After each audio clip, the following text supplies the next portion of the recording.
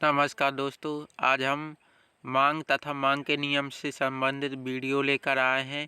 यह वीडियो अनेक प्रतियोगी परीक्षाओं साथ ही बीए, एमए के विद्यार्थियों के लिए यह मददगार साबित होगी जो अर्थशास्त्र विषय से पढ़ाई कर रहे हैं।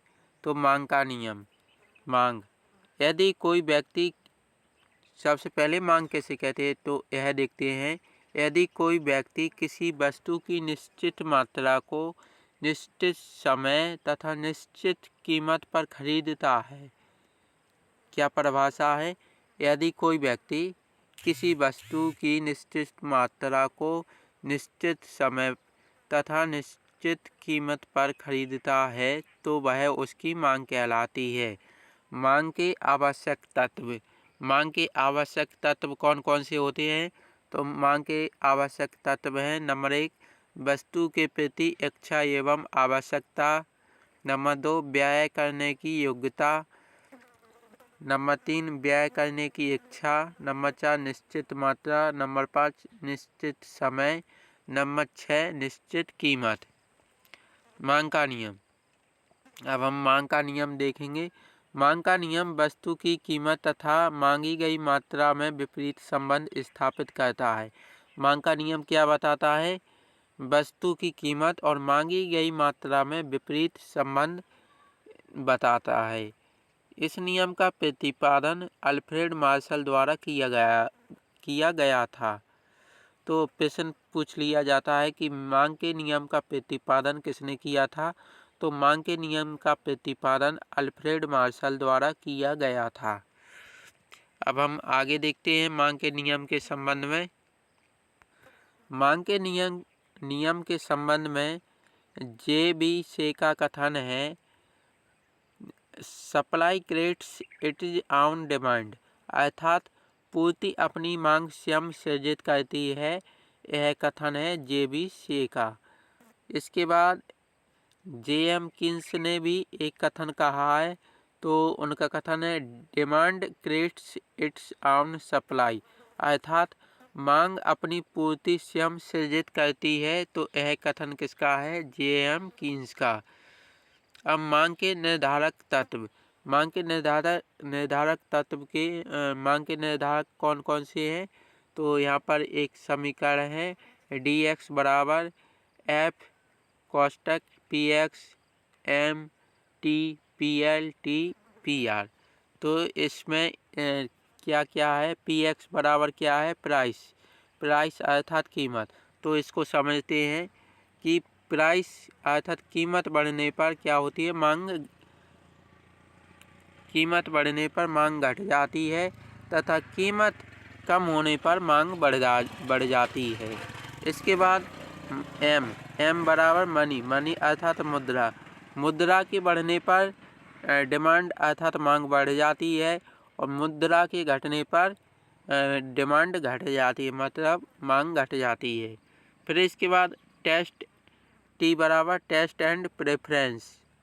तो टेस्ट और प्रेफरेंस बढ़ने पर डिमांड बढ़ जाती है अर्थात मांग बढ़ जाती है, और टेस्ट और प्रेफरेंस घटने पर डिमांड घट जाती है।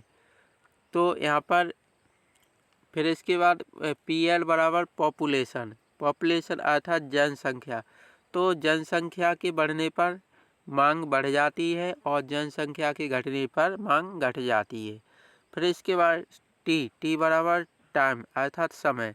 टाइम बढ़ने पर मांग भी बढ़ती है और टाइम घटने पर मांग भी घटती है। फिर इसके बाद पीआर अर्थात प्राइस ऑफ रिलेटेड गुड्स, संबंधित वस्तु की कीमत। अब हम मांग के प्रकार देखेंगे। मांग के प्रकार। नंबर 1, कीमत मांग, प्राइस डिमांड।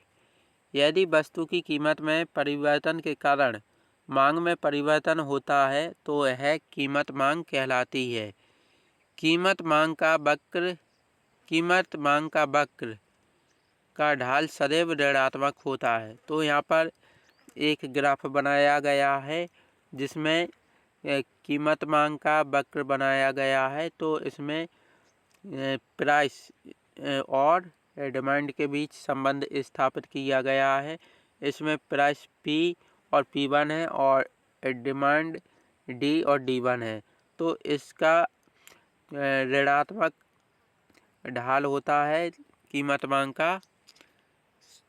मांग का वक्र का ढाल सदैव ऋणात्मक होता है, नीचे की ओर गिरता हुआ प्रदर्शित होता है। अब हम मांग का अगला प्रकार देखेंगे। तो देखते हैं, कीमत मांग हो गई ये है। तो अब हम आय मांग देखेंगे। आय मांग अर्थात इनकम डिमांड। आय में परिवर्तन के कारण यदि मांग में परिवर्तन होता है तो यह आय मांग कहलाती है। आय मांग वस्तुओं के अनुसार होती है और वस्तुएं कौन कौन सी? सामान्य वस्तुएं। सामान्य वस्तुओं की यदि आय मांग बढ़ेगी तो वस्तु की मांग भी बढ़ेगी। यदि सामान्य वस्तुओं की आय बढ़ेगी तो वस्तु की मांग भी बढ़ेगी। यह यहाँ पर ग्राफ बनाया गया है सामान्य वस्तुओं का। फिर इसके बाद निम्न कोटि की वस्तुएं।